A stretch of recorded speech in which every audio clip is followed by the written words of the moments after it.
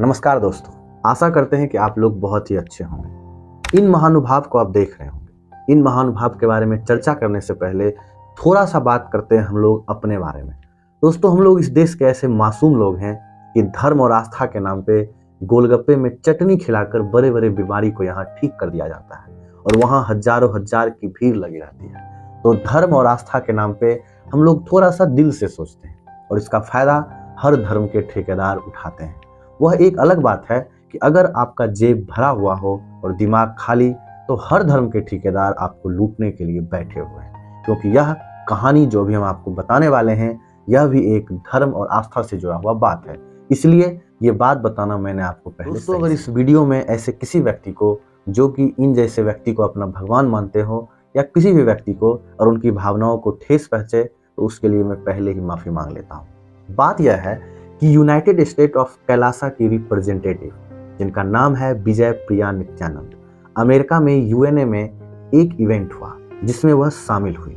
उन्होंने कहा कि हम एक हिंदू राष्ट्र हैं और भारत हमको बहुत ज़्यादा परेशान कर रहा है, हमारे फाउंडर को परेशान कर रहा है। अब बेचारा पाकिस्तान या चीन या कोई और देश इस बात को बोलता तो कुछ हद तक समझ में आता है, पर जब ये बात ये बोलती हैं तो शायद आपको पहले हंसी आएगी, क्योंकि इक्वाडोर, अमेरिका के पास जो इक्वाडोर है, उसके पास एक छोटा सा प्राइवेट आइलैंड है जिनको इन लोगों ने यूनाइटेड स्टेट ऑफ कैलासा नाम का एक देश नाम बना के रख दिया है। नित्यानंद, जो कि एक रेप के आरोपी हैं, जो एक आइलैंड कंट्री के खुद को फाउंडर बताते हैं, ये इस देश के संस्थापक हैं। इनकी वेबसाइट की माने तो यह एक हिंदू राष्ट्र है और इसमें हिंदुओं की सॉवरेनिटी के लिए ऐसा बोला जाता है इस वेबसाइट में, ये पहला देश है जहां वो अपनी आज़ादी से जी सकते हैं। ने एक आइलैंड खरीदा और उसको एक देश घोषित कर दिया।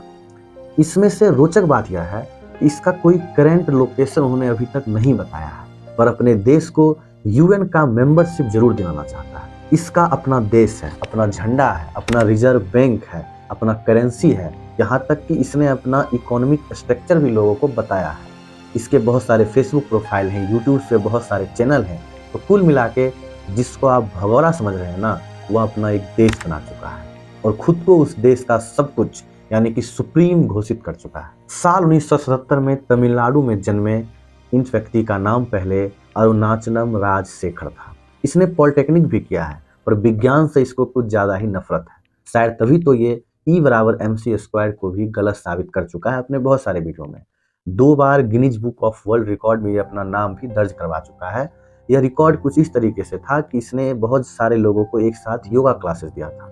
अब ऐसे गिनीज बुक ऑफ वर्ल्ड में आजकल नाम लिखाना कोई बहुत बड़ी बात नहीं है।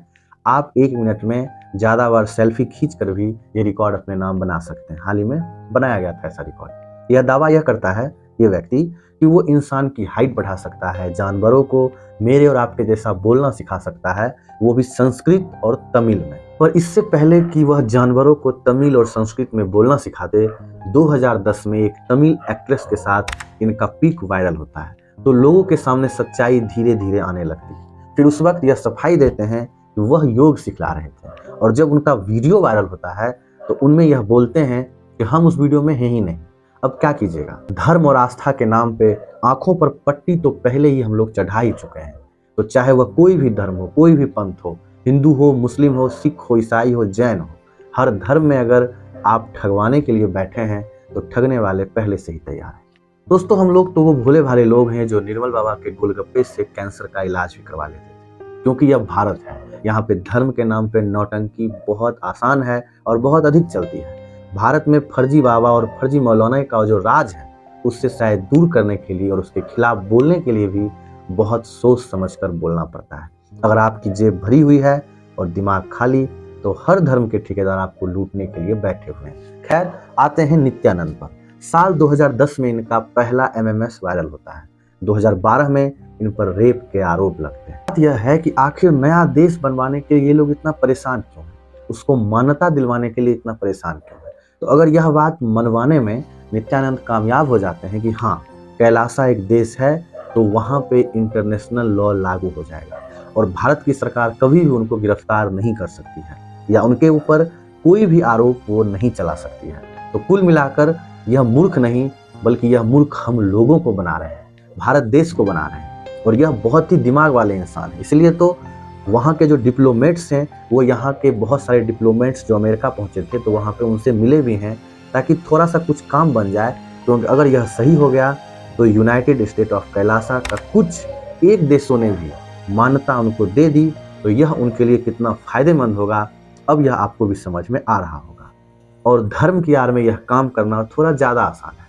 इसके लिए अगर कोई इसका भक्त है और उनको अगर ये बुरा लग रहा होगा तो वो खुद अपने दिल पे हाथ रख के पूछें कि अगर वह जानवरों को बात करना बता सकते हैं, अगर वह हर रोग का उपचार कर सकते हैं तो फिर इतने बीमार अभी भी भारत में भी इतने बीमार क्यों हैं या देश में इतने बीमार क्यों हैं दुनिया में। अगर वो जानवरों को बात करना सिखा सकते हैं तो आप जो गाय या कुत्ता या बिल्ली घर में पाले हुए हैं क्या वो आपसे तमिल और संस्कृत में बात कर रहे हैं।